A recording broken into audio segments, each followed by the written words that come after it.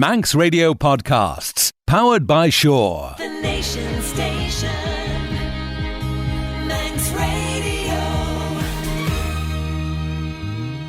Hello and welcome to the latest look back at Talking Heads, the future of the meat plant, Treasury issuing bonds, and the UK's decision to leave the EU were all up for discussion this week.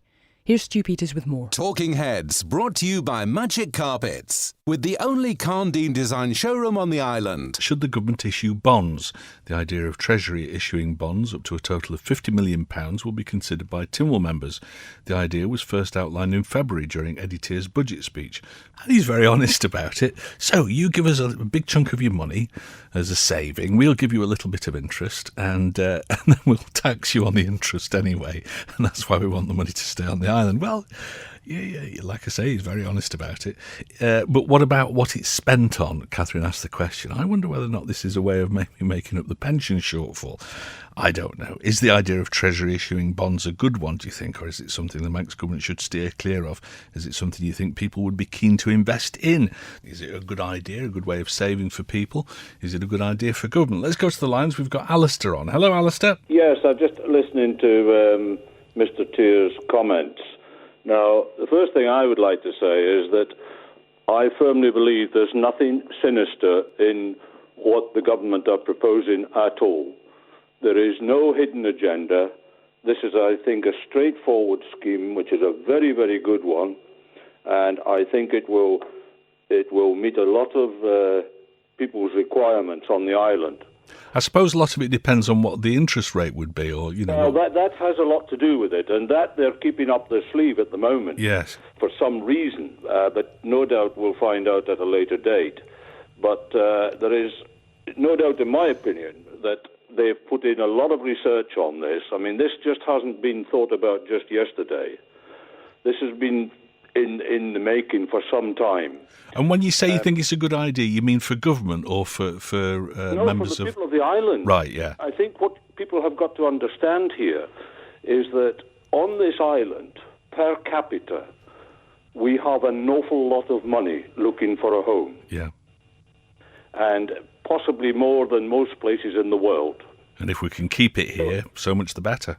Right. Now, to me, it makes a lot of common sense for this money to be invested in the island, in government, to help the future of the island. Yes. To give you another example, I mean, the Department of Economic Development, they have a £50 million fund for the development of the island at the moment. Yes.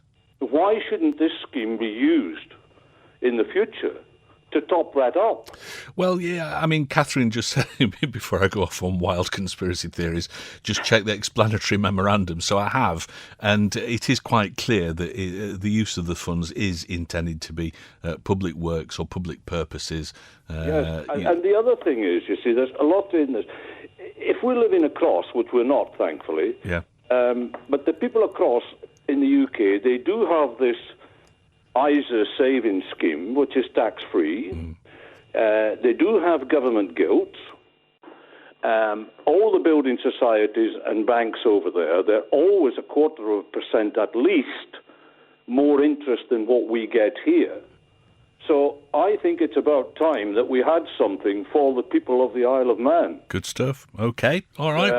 This is, in my opinion, this it's a good scheme thing. Is absolutely perfect. Excellent. Well done. Well, thank you very much for your call, and it's very clear that you think it's a good thing. So Norman sent me a text. He said, Stu, I think it'd be a good idea to reintroduce bonds provided the interest rate was attractive.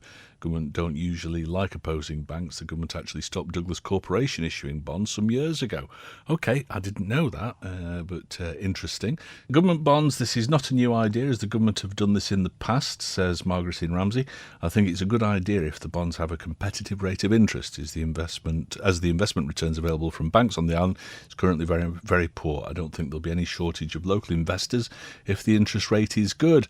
Well, one would think that the Treasury could make it a fairly attractive interest rate, as long as they don't then affect the banks and the established lenders, and on the basis that, as the Treasury Minister said, they'll get a chunk of it back in income tax anyway.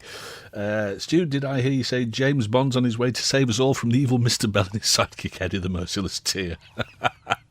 That's from Terry. I wonder which of them sits there in the Council of Ministers with a white cat on his neck. I don't know. Thanks, Terry. You made me smile.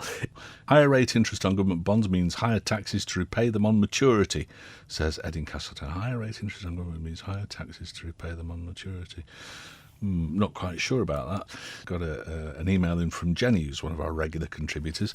She says, I'm a pensioner who relies quite heavily on what income I can get from my savings. I feel desperately sorry for you, Jenny, because it's not an easy position to be in now. Banks and building societies are no longer any use to me. So much of my money has gone into high-yielding shares, sometimes quite risky. That'll keep you awake at night. I did have some Douglas Corporation bonds while they were available. These were excellent, high yield and low risk.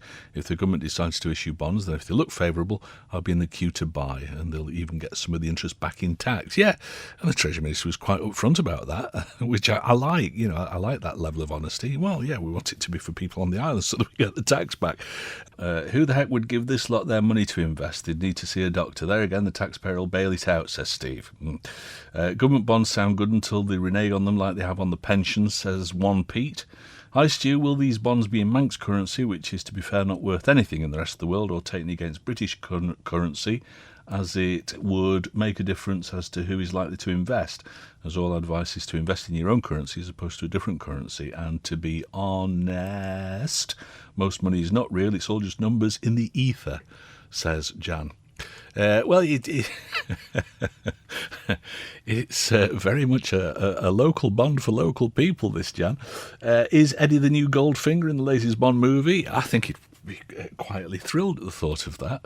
Your programme is becoming more and more boring. Oh, sorry about that. When are you going to bring back some controversial subjects? Well, tell us what you'd like to talk about. If you'd like us to talk about something controversial, and we can, and make sure that it's legal, honest, decent and truthful, we'll talk about pretty much anything that you'd like. So send us a suggestion about what controversial topics you'd like us to cover. Let's hope the FSA isn't the regulator, says somebody else. Sylvia called. There used to be government bonds, but they weren't named, which caused some issues.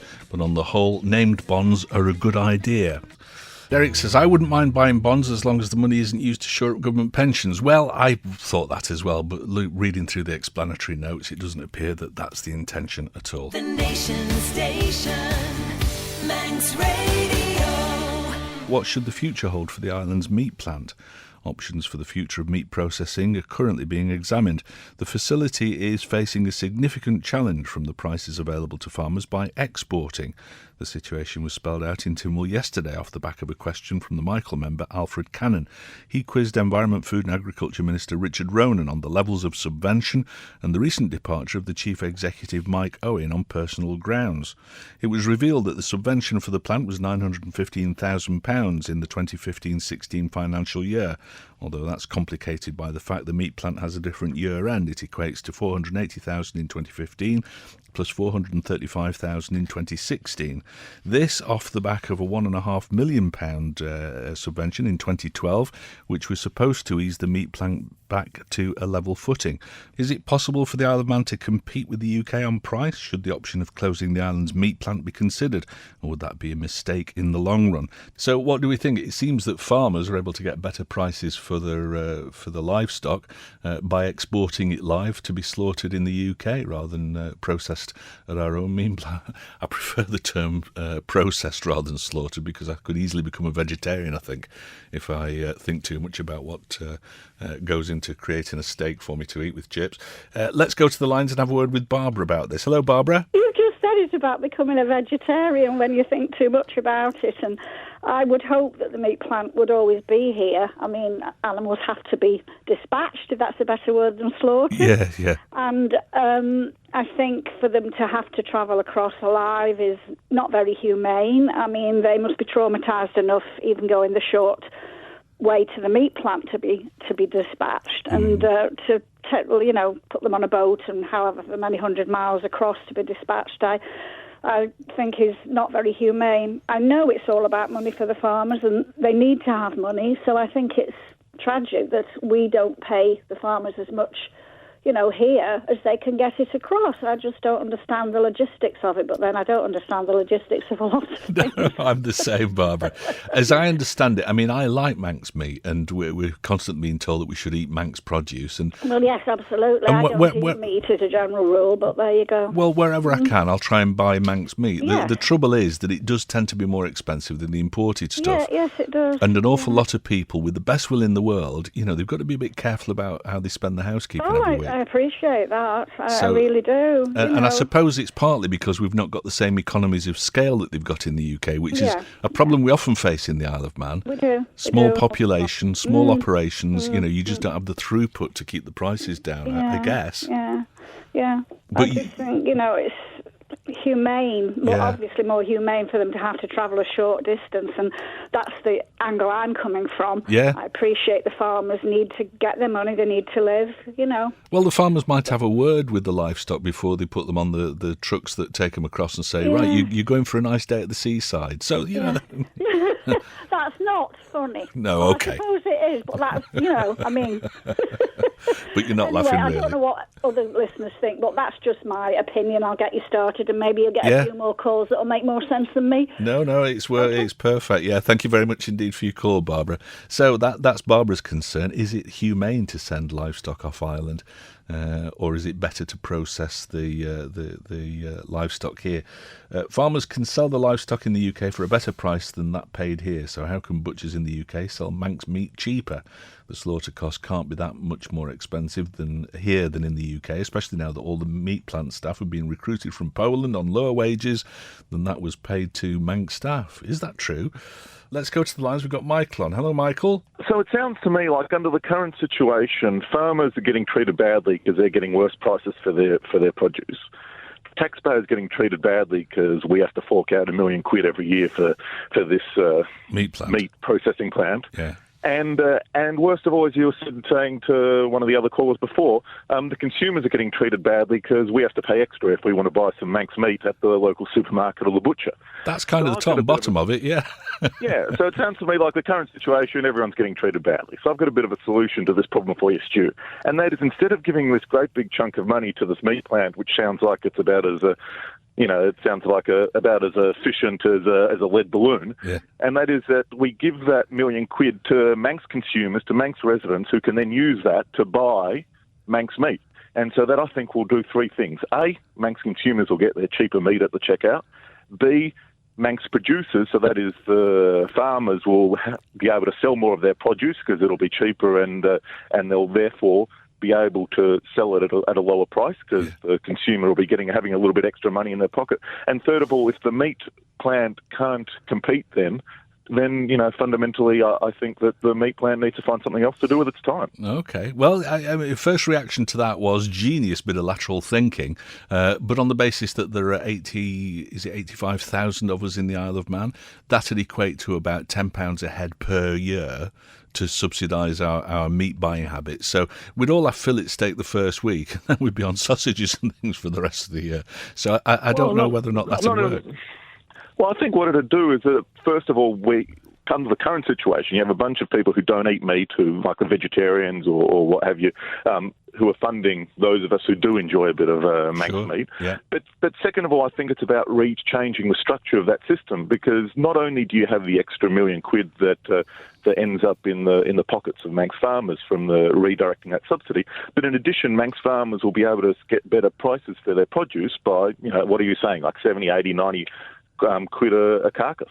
And so I think it helps on both ends, and that A, you get more money because you can sell your carcass for more, and B, the consumer has more money in his pocket to buy the Manx meat. Yeah, I do feel for the farmers in that, if somebody comes along and says, right, you've got a field full of beef cattle there, we'll give you 75 quid a head or more than that extra to what you'd get by having it processed on the island, and we'll just take it off your hands completely and export it all. So you can see the appeal appeal of that. But then I wonder whether or not the legislation is in place somewhere that if Manx farmers are receiving subsidies from the taxpayer, whether or not it ought to be disallowed, where they're not able to do that, they've got to use the meat plant, because it could be a sort of a vicious circle, this, couldn't it? In the more people who are exporting the meat, the less livestock is going through the meat plant, making it therefore more expensive, and you just end up with an awful situation where everybody's the loser and nobody's the winner. Yeah, I think that's exactly the right problem. That when you have the government interfering with these subsidies, some subventions, these rules, these regulations, these taxes, those subsidies, it's like, I reckon you get the government out of their meddling mitts, out of this the system entirely, and let Manx farmers sell their produce to Manx residents and anyone else they want. All right, some interesting thoughts. Yeah, interesting thoughts there, Michael. Thank you very much for calling us today. And Nick's trying to get me in trouble. He says, "Hey, Stu, why not have the horse tram tracks go straight to the meat plant, cutting the transportation costs? Small benefits all add up." Yeah, OK then. Talking Heads, brought to you by Magic Carpets, with the only Carndine design showroom on the island. You're listening to the latest Talking Heads podcast featuring highlights from the programme over the past week. The Nation Station, Manx Radio. Could the Isle of Man do more to help with the refugee crisis? The Chief Minister yesterday defended the island's role in relation to Syrian refugees. Alan Bell faced a question from the Lord Bishop on whether an agreement was in place to help families resettle over here. Mr Bell said it would be dangerous to accommodate refugees without a structured plan in place. Should the island do more to help with the refugee crisis? Would relocating refugees to the island be too difficult? Or should it be at least considered? Child refugees reflect on the following. Who paid the smuggler to take these children in flimsy, unseaworthy vessels? Family? This is also a Middle Eastern problem. Let those nations show compassion as stated in the Quran. This is not a problem of our making. Look to our own homeless, etc. Stick to your guns, Mr Bell. That from Peter. This from Helmut. Greetings, Stu. I think the island needs to strike a balance in helping refugees, somewhere between Germany's extreme example of letting everyone in and Nigel Farage and Donald Trump's equally extreme approach to closing the doors completely.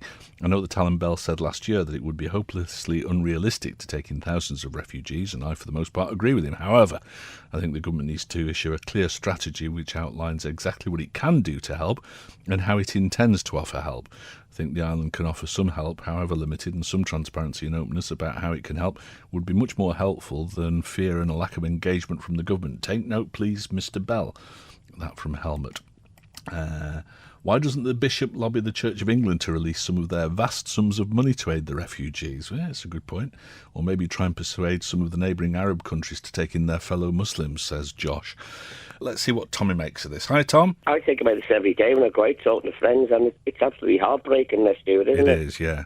And but the point I was going to make was we can't even find enough foster carers over here, Stu. Never mind taking children to adopt permanently. Well, there is that, but... Yeah, I mean, just to cut in on you, I think it was Buster that sent me a thing earlier on that said the Bishop asked the question of Mr Bell to take what is the number of children based on the allocation formula. To be equal to all the other countries, we only have to take one child. We would have then met our international obligations. Surely we can take one child, suggests Buster. And I agree with what you're saying, but, one child, wouldn't upset the system too much, surely. Well, that's correct. If that's the stats, then Stu, certainly. I mean, that child would be alone in the world without everybody else from his own nationality and everything, Stu. Wouldn't he be an outsider, really, wouldn't it? Yeah, I mean, and people, I think we got a comment earlier on that said, this isn't our problem, it's not a problem of our making, but other people would say, well, yeah, it kind of is. If you're going to bomb or be involved in bombing Syria back into the Stone Ages, then you've kind of got to take some responsibility for it. Other people, this is why I'm on the fence, Tommy, because other people then say, well, yeah, but, it's all the young men that are on the move throughout Europe at the moment. They seem to have left the women and children behind in many cases. Oh yeah, of course. It's financial immigration for some of them. They just want to get into Britain or into a European country. Well, yeah. I think yesterday we heard, didn't we, that France was saying that if Britain leaves the EU, then they're effectively going to release their hold on Calais and just let all these people come through the tunnel or on the trains or on the boats or whatever. I mean, somebody needs to remind the French why they don't speak German, maybe. Well, exactly. I mean, that's my point about. I'm a Leave campaigner, Stuart. Okay. A strong Leave campaigner. I mean, because it's only to. I mean, Britain is one of the strongest countries in the world. Stuart, the fifth largest economy in the world. Sure. And some of these countries that are ruling over us at the moment, their history doesn't even hardly go back 100 years. I mean, Italy wasn't a state until it was all various states, and Germany was the same. France was the same. That wasn't a national. And we go back 1,000 years. Sure. But I mean, back to the refugee crisis. I don't know about you, Tommy. I've got a real deep sense of unease, though, about the whole thing. That what's happening is that Europe's turning into a tinderbox, and it's not going to take much of a spark to just blow the whole thing apart. And I'm not talking about leaving Europe now. I'm talking about the refugee crisis. It could all go horribly wrong for an awful lot of Europe, don't you think? Well, relating to that, Stuart, I don't know whether you saw the news last week, but the USA have been carrying out a war zone thing on the borders of Poland. Intimidating war Russia. games. I don't know if you saw it or not, but I didn't know. They've been on a war footing in an exercise. And everything's just brewing up, Stu, to such an extent now. I mean, blimey, you don't know what's going to happen, really. Well, that's just international brinksmanship, and it's gone on, since the Second World War, hasn't it? But I'm more worried about the refugee crisis, in that we've got these entire areas that are absolutely crammed full of refugees, where they've got their own sort of tent cities almost. And I just worry what's going to happen, because certainly in Calais, it seems that the police have pretty much lost control in Calais from the footage I've seen on the TV. I mean, he cleared that. I mean, that camp he cleared out, Stu. I mean, that was if you went there, you'd never be the same again, would you? But then the humanitarian side of me says, well, yeah, all right, but these people have gone through all sorts of privations to even get this far, and all they're trying to do is to create a better lives for the families. So you can't blame them for that. And if those areas were cleared out completely, where would they go? You can't send them back into a war zone. So, like I say, I'm still very much on the fence about it, only because I don't know what the answer is. Well, I don't either. I'm with you on that. I mean, my heart just goes out to all these people. I'll tell you what they should do, Stu. They want to get Saudi Arabia to supplying all this finance for IS. Yeah. And yet Cameron wouldn't stand up and say that. No. They need sorting out, because they're our biggest ally, because they've got the oil. And in many ways, our biggest enemy, I sometimes think. Yeah. Oh, of course they are, Stu. Yeah. I mean, they're a rogue state. I mean, beheading people, whipping people, lashes and that.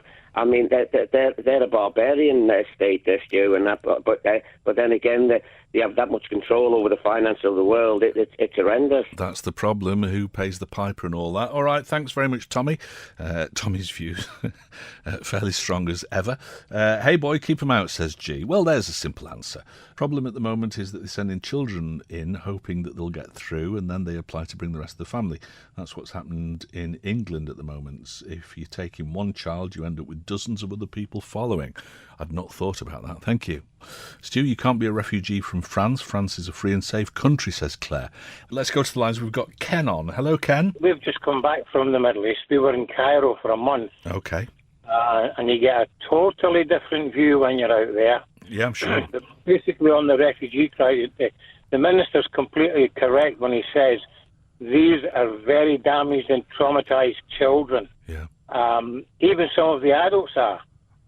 And they will need extremely expensive and long-term care to get them stabilised and even settled, if it's ever possible to get them right again. So he's right in what he says, that you're importing a major, major problem. But having been out in the Middle East, and you see different news out there and a different viewpoint, and it was touched on by one of the other callers, Saudi Arabia are funding a worldwide expansion with the view, and it's quite openly talked about out there in the Middle East.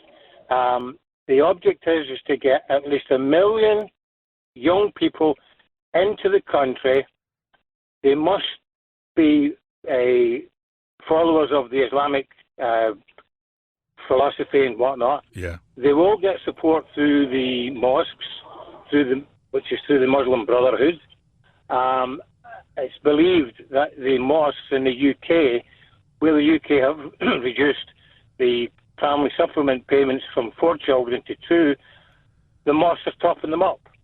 Now, I can't prove that, but that's what the hearsay is out there. So are you saying that Saudi Arabia is effectively sponsoring some sort of a fifth column insurgency into Europe?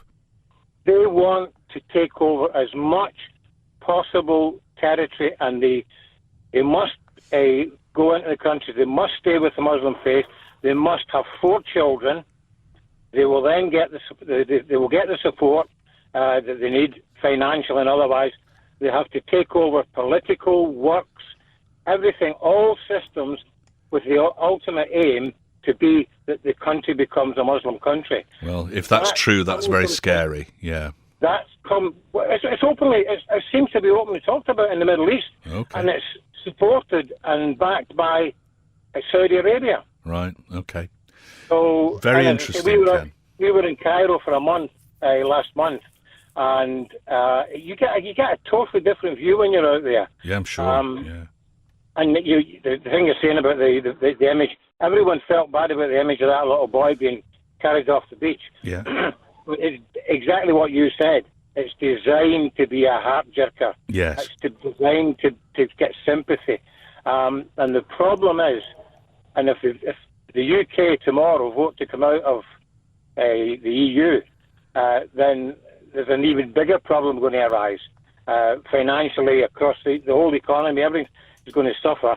But nobody said, I'll just raise this point, I haven't heard one politician say, what happens when the EU economies that are showing signs of starting to grow again and start to grow, and we're on the way out?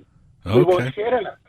All right. Well, I don't particularly want to digress into that today, but thank you very much for your call. And very interesting point there about having been in Cairo. I suppose you get a very different perspective from the inside. The Nation Station, Manx Radio. Could new road racing events in other jurisdictions prove to be a rival to the TT? Earlier this week, plans were revealed for a Sunshine Coast TT race just north of Brisbane in Australia. Race organisers in the Antipodes are discussing the possibility of holding road races inspired by the Isle of Man event.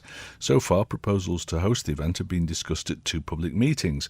So, could new events in other jurisdictions pose a threat to the popularity of the TT, or does the Isle of Man event have a unique appeal for race fans? And if somebody does do something like this in somewhere like Australia, can we make any money out of the job in terms of rights and things like that? Text in, what makes the TT so different is the length of the circuit. There are so many flat-out corners to watch from. It's also what makes it so dangerous. Let's go to the lines. We've got William on. Hello, William. Well, I don't think it's anything new. I go to South Africa every year, and I go to a race course. It's not a road race, called Killarney Gardens in Cape Town, and they have an Isle of Man TT motorcycle championship every year. Wow. And I don't know if you remember, a few months ago I actually brought the brochure up and left it with you. Oh, yes, you did, actually. I passed that on to the DED. Yes, I remember. Did you ever get a reply? Or No, I passed it on to them and asked them to get back to you at some point because I think you'd left your address details on it. So, I wonder how they get away with that, to be honest, because it does seem like a copyright infringement, doesn't it? Well, I don't know. TT, there's an Assen TT in Holland. True. Audi have got a TT model motor car. Yeah. So it's nothing new, is it? I know it's been going on for 3 years in Cape Town because I go every year. It's on in February. Yeah, of course, it's nothing at all like the TT, is it? So quite why they ally it to the Isle of Man, I don't know, because if it's a short circuit race, then it's completely different. Well, there is a chap called Mick Grant who raced here and also races there. Yeah. And there's another chap called Simpson who I know raced here, races there. There could be several others. I've never asked the guys, but you can walk around the pits. It's very free, and I think it's about £1 to get in and £1 for your brochure. Great, yeah. Yeah, there are some differences then. New. I believe the Isle of Catalina off California, they also tried it many years ago. Yeah. Anyway, it was just to put the point forward. Yeah, absolutely, and good to hear from you. Thank you very much, William, and thanks for dropping that programme off that you did ages ago, actually, but I did pass it on eventually. Hi, is it true that the contract with Vision 9 is yet to be signed? Asks John. I don't know, John. Wrong person to ask about that. I don't know. I wouldn't have thought so, because both sides were party to announcing that the deal had been done some time ago, and you would think that was maybe a little bit premature if the contracts weren't signed, unless it was a case of, there is a sort of a memorandum of understanding that as soon as Tim Wolf signed off on the deal, that the contracts would be signed. So maybe it's a technicality, I don't know. But I don't know anything about it. Did the Aussies realise the potential problems and the can of worms they're potentially opening? They could have Bernard Moffat on their case, says John in Farm Hill. Yes, okay. Let's go to the lines. We've got Rob on. Hello, Rob. I'm just worried we might be missing a trick here. Oh, right. I mean, I don't know how the TT brand works. I mean, I'm assuming it's copyrighted and the copyright works worldwide. Something like that, yeah, quite how it works, because as somebody said earlier on, you can't really copyright the letters TT, I wouldn't have thought, but no. I believe that there is some ownership of it as far as road racing is concerned, yeah. But, I mean, this could kickstart, we were looking into a World Series. Absolutely, yeah. And this could, I don't think we should miss a trick here, because this could start, and it could go to New Zealand, because you've got to look at Macau as well. Yeah. Well, I mean, that's the whole thing, that when we talked about this on the programme a while ago, the general feeling from most people was that the TT only works on the Isle of Man. It couldn't work anywhere else, and the government was wasting a whole wodge of money by even considering some sort of a World Series. Yeah, I think people have got to realise the TT will always be the TT, yes. The mountain course. Yeah. And that will never change. But there could be options here for us to expand.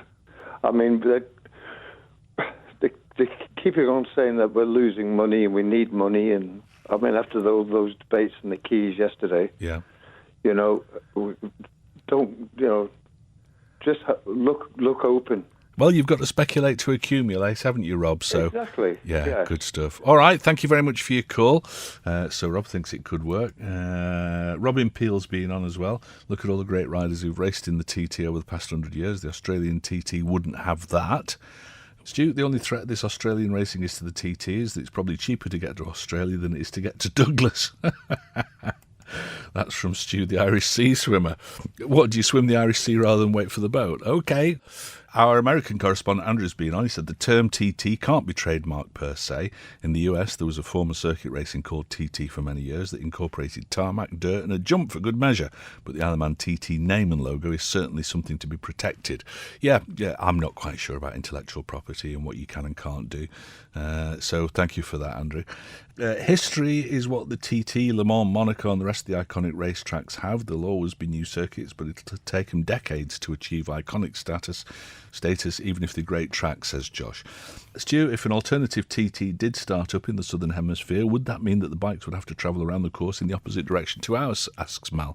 Very good question, because water that goes down the plug hole goes in a different way, doesn't it, in Australia? So, yes, I expect it would probably have to go in an anti-clockwise direction if they have a TT down in the Antipodes. Yeah, good call, Mal. Thank you for raising that one. There can only be one TT, says an ex-biker, because most of the riders can only afford to do more, can't afford to do more than that. Stu, are we convinced that we own a world copyright on the TT? Copyright's a difficult area on a worldwide basis, says Alistair. Yeah, it is very difficult, and it's beyond my ken, I must admit. You'd need a legal brain to tell you that, but there will be parts of the event, the Isle of Man TT, the logo and all the rest of it, which is kind of copyrighted and that we do own the rights to. But which bits they are, I'm afraid I couldn't tell you. It's another excuse for Skelly to waste 350,000 quid on a wild goose chase because some Aussie guy says so. There's only one TT, and that's the end of it, says Richie. Well, in fairness, Lawrence Skelly did say that he didn't know anything about this until Manx Radio asked him about it. Water down a plug hole is a myth. Is it? Oh, I thought that was real. Surely TT by itself isn't copyright, but Isle of Man TT is, says Jeff. Okay. The Nation Station, Manx Radio. What's your reaction to the outcome of the United Kingdom's referendum on the EU? The fallout from what is widely considered to be an historic day in British history is continuing. The UK Prime Minister has resigned from his post as a result, or will resign from his post as a result of the leave vote by the UK public. David Cameron had campaigned to remain in the EU, but the public rejected his arguments and chose to leave by 51.9% to 48.1%. Speaking outside Downing Street, the PM said that he'd aimed to have a new leader in place by the Conservative Party conference in October. And it's been one of the most volatile few hours in history for the UK's financial markets, with the pound hitting a 31-year low overnight. Governor of the Bank of England, Mark Carney, says inevitably there'll be a period of uncertainty, but the bank is well prepared for this. The Isle of Man, which isn't a member of the EU but has links through its agreements with the UK, is now weighing up what the potential impact of the decision could be. What's your reaction to the result? Do you see it as a positive move or a potentially damaging one for us in the Isle of Man? Are you pleased with the result, or has it left you dismayed? What should we do next, do you think? I think it's a fascinating situation. This is from Nick. I think you're right, Nick. It is fascinating. Although I'm not sure the ramifications for the Isle of Man are going to be that significant. It was always going to be a risk holding a referendum at a time when people generally feel badly off financially, and some communities are totally overrun with immigrants in the UK. One thing I feel particularly sad about is David Cameron's immediate resignation. The country needs leadership right now, and he was the man to do it. He preached about not being quitters, yet he was the first to quit. True. It's like throwing your toys out the pram when you don't get what you want. Not good at all. However, I think Boris Johnson would make a superb Prime Minister, says Nick. Not convinced by that. And something else I saw this morning is that the fact that this has gone the way that nobody really expected it to makes you worry very much about the US presidential elections, and it looks like Donald Trump is now a shoo-in to be the next president of the USA. So Donald over there, Boris over here, dear oh dear.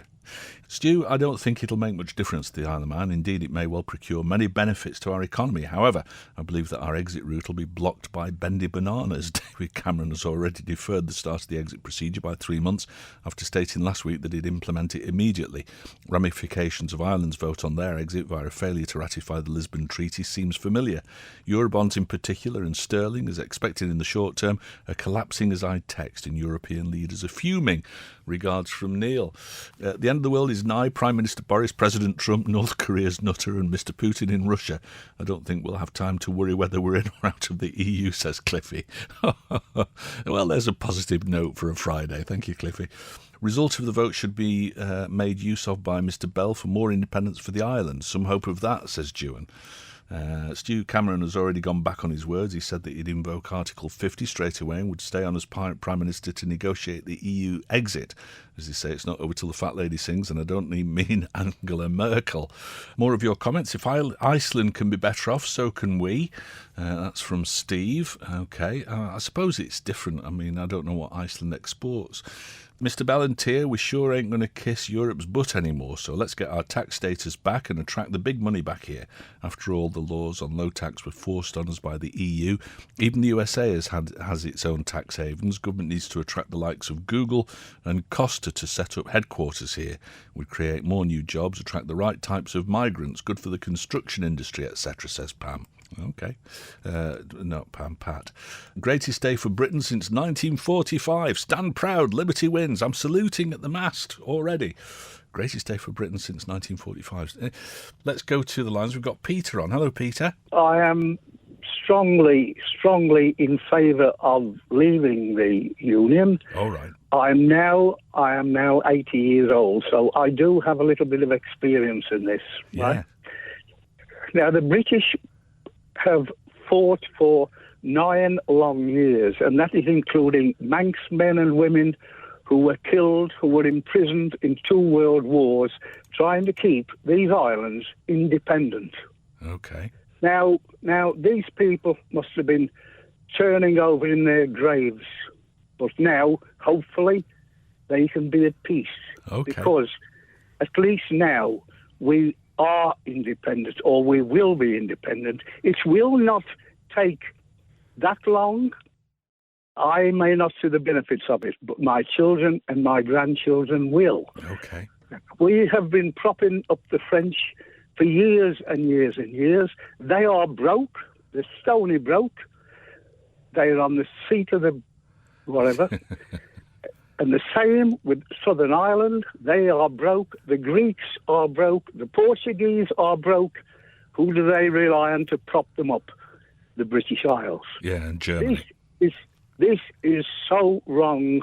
And hopefully now we can concentrate on a world market, including all the Commonwealth people, and there's plenty there. Let us concentrate on that and forget Europe. Excellent. Okay, some good points there. Thank you very much indeed, Peter. Let's go to James. Hello, James. I'm pleased they voted out. I was always for it. I got sort of butterflies in the tummy about it now because we're out on the own, but yes. I'm sure we'll sort that out. Yeah. Scotland, everyone thinks we'll get another referendum, and they will. And everyone thinks they're going to leave. But I think when the Scots sit down and look at the detail, they'll have to have the euro. They will be given an austerity package. And no matter what they say, they get so much subsidies from the from England, if you want to call it, or Parliament. Massive subsidies. Right. And the other thing that crosses my mind is Boris way back when he first started kind of suggested that we could have a second referendum quickly if Europe came up with the goods. And now that Brussels realise that we have voted to leave, it's the real deal, and they never thought we would. No. They're absolutely confident that we hadn't got the bottle to do it. Well, all the And experts were saying the same thing last night after the polls had closed. All the exit polls were saying that we were going to stay in. Yeah, I think Boris could very well, if he's the next leader, be offered a much better deal from Brussels, one that would probably encourage us to stay in under completely different terms. There's a and then we could go the other route, Yeah. The Isle of Man could join Europe, and we could be the front door for them, for the mainland. Yeah. I can't see that working, but it's a good thought. Thank you very much, James. We've got Peter Murcott on line 4. Hello, Peter. I'm so young that I actually voted in the last the last referendum, and I followed very keenly all the arguments then. One thing that I think has probably not been mentioned is that back in 1975, the population was hoodwinked. We were never really told the truth. Right. I have to say that in 1975, I voted for the European Union. I did so for one reason, though I took account of some of the other things. And in those days, there was a great threat from Russia. Yes. And the feeling was in the land that it was quite imminent that Western Europe might be taken over. I saw the European Union, therefore, as a bulwark against the expansionism. I would say that I think that things have radically changed. No one in 1975 could have foreseen 1990, the Berlin Wall coming down. Sure. And they certainly couldn't ever conceive the idea of Russia voting out communism. Yeah. And therefore, once that happened, and as I saw the truth of what we'd voted for, I became more and more opposed to it. And so I'm very pleased that we've left. I totally agree with Tony Benn, the late Tony Benn, that we'd really forfeited our democratic control, and we were likely to forfeit it even more. Yeah. I think that because the whole political scene has changed so much, I think that one great mistake that's been made is that some Cold War attitudes have still been directed against Russia.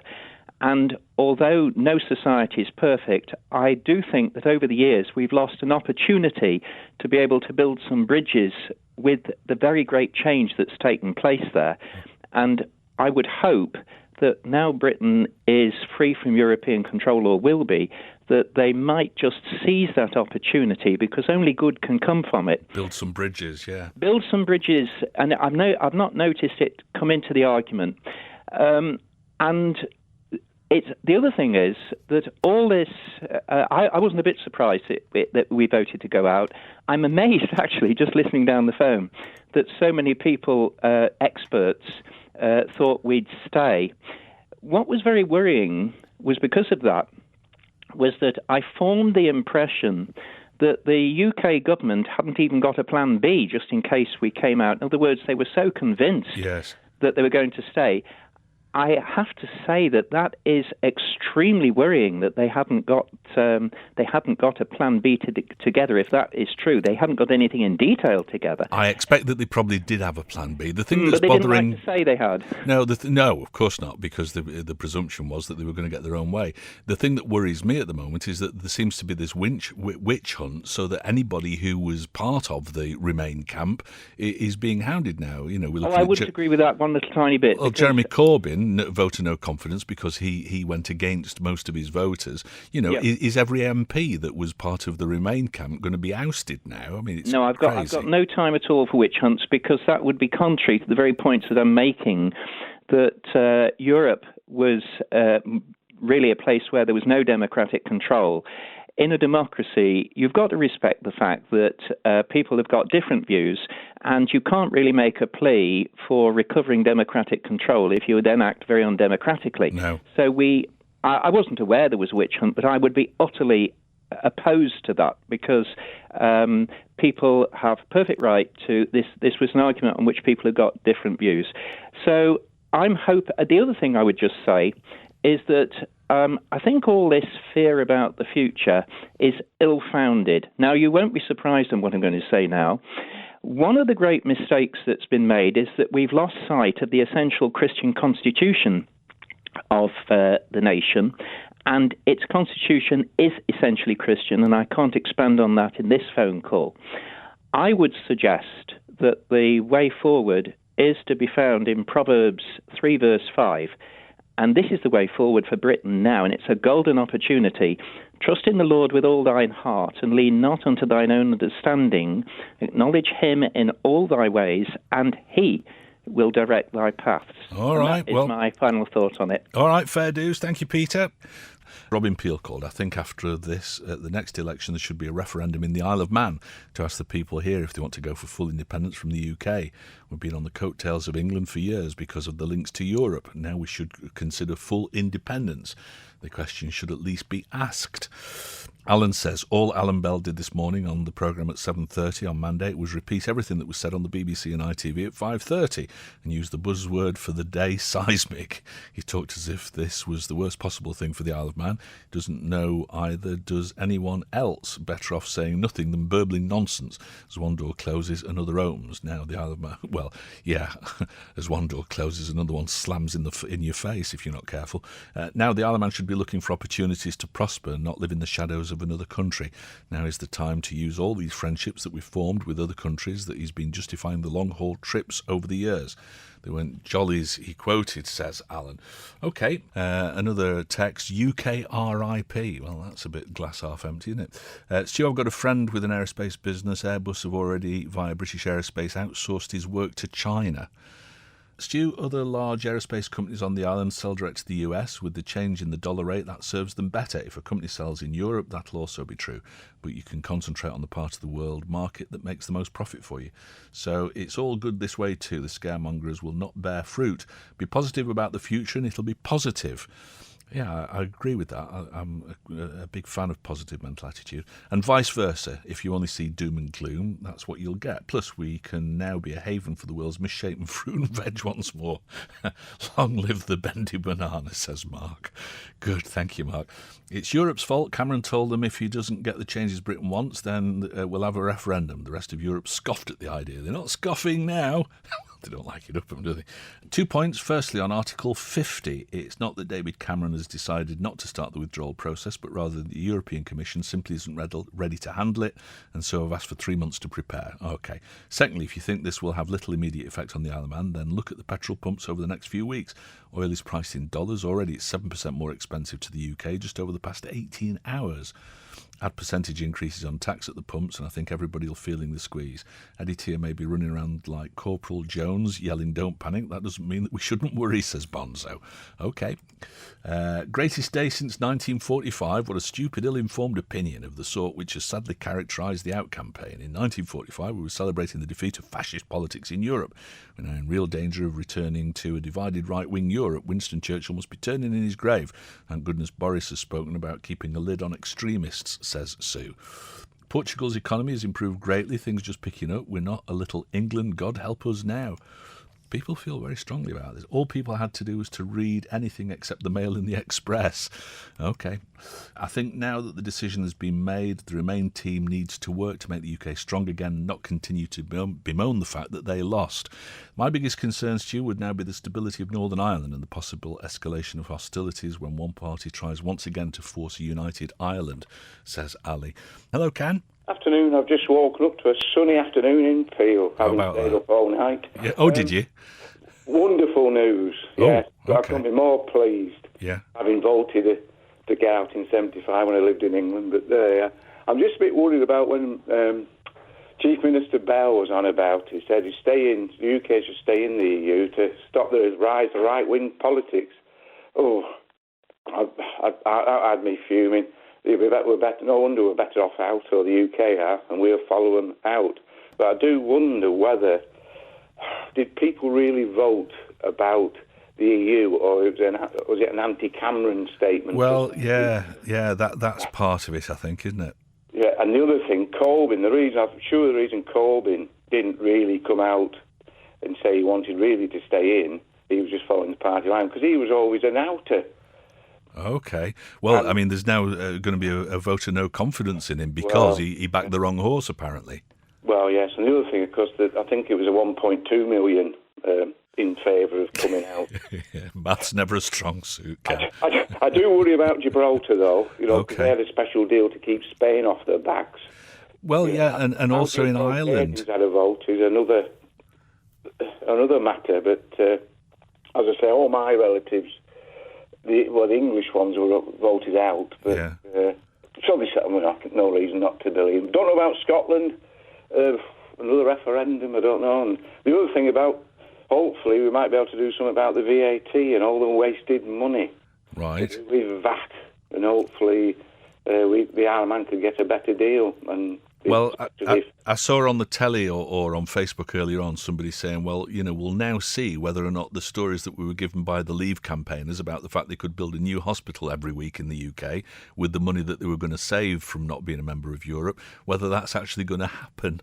So, it is a case to sort of, now that the public's had its say about this, it's a case to see. There was the student on late on, and they were talking about Erasmus, which is a student exchange programme, how that will be affected. Well, it won't be, because my daughter went to Norway. Right. Okay. And of course, neither us or Norway are under the Erasmus scheme. That's a European, it's not a European, that's a worldwide. Yes. It's nothing to do with the EU. Yeah. As such. There is a different scheme, but Erasmus is a sort of, you can go to America, Norway. So I think it's going to be fascinating to see who was telling the truth, and I think it's probably going to take us 5 years to find out.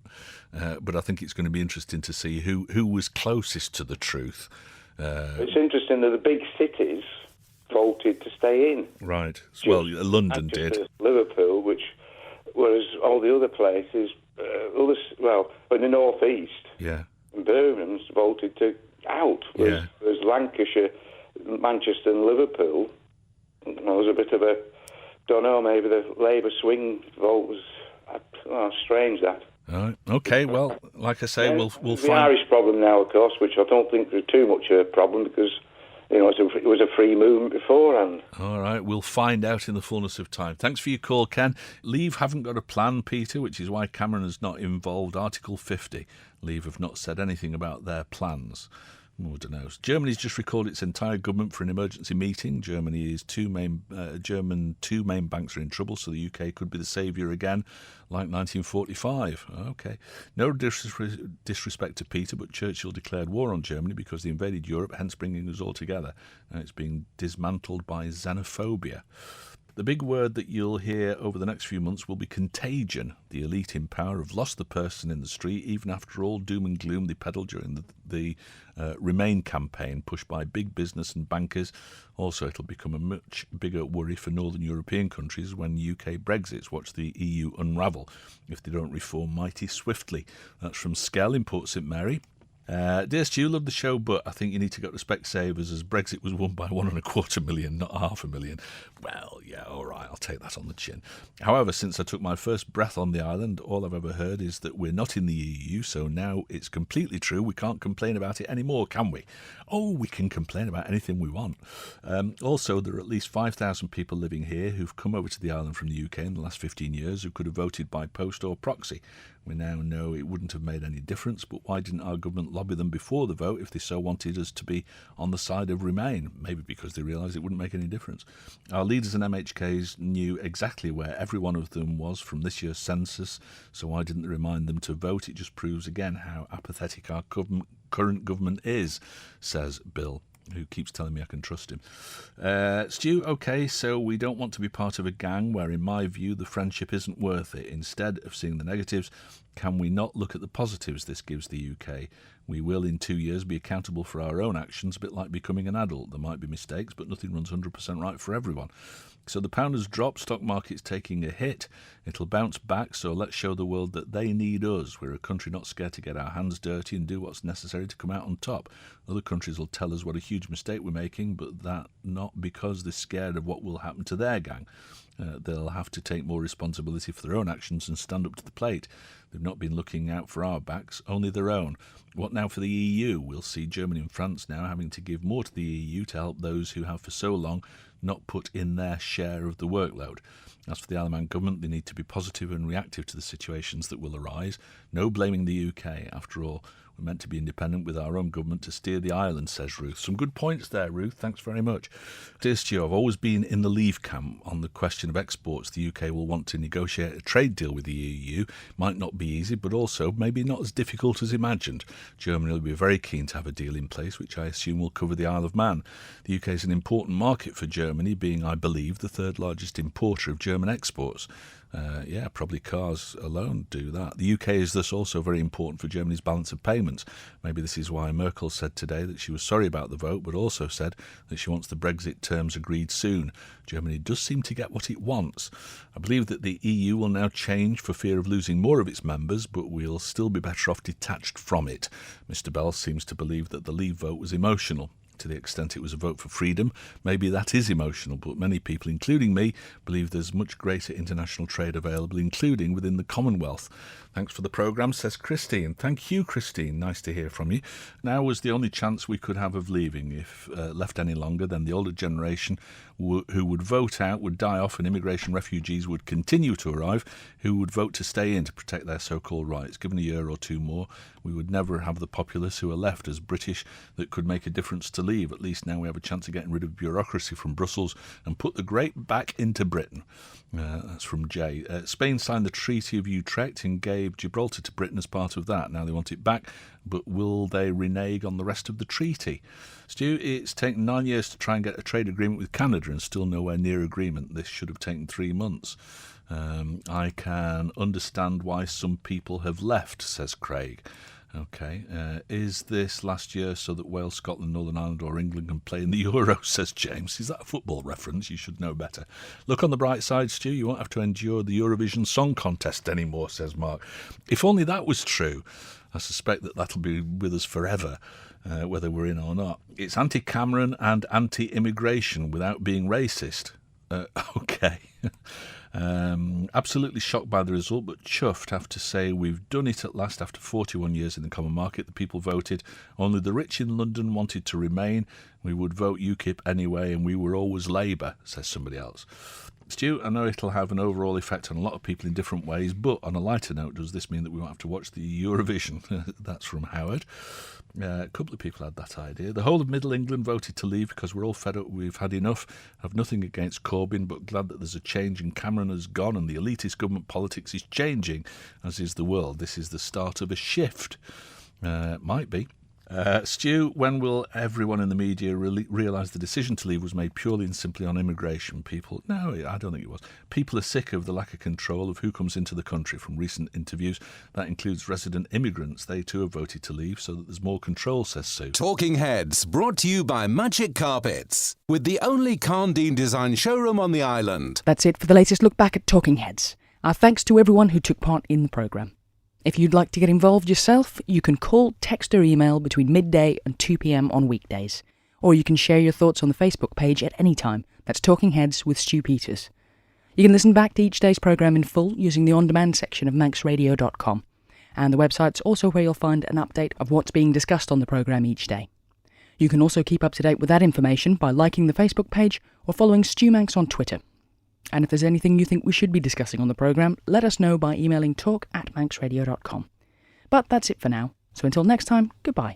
Don't sit in the slow lane. Join the fast lane right now with Shaw's all-new Superfast Plus broadband.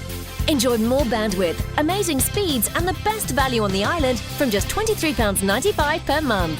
So don't be left behind. Get a piece of the high-speed action with Superfast Plus broadband from Shaw. For details, visit our stores in Douglas, Ramsey and Port Erin or click shaw.com. Love being Shaw. Terms and conditions apply.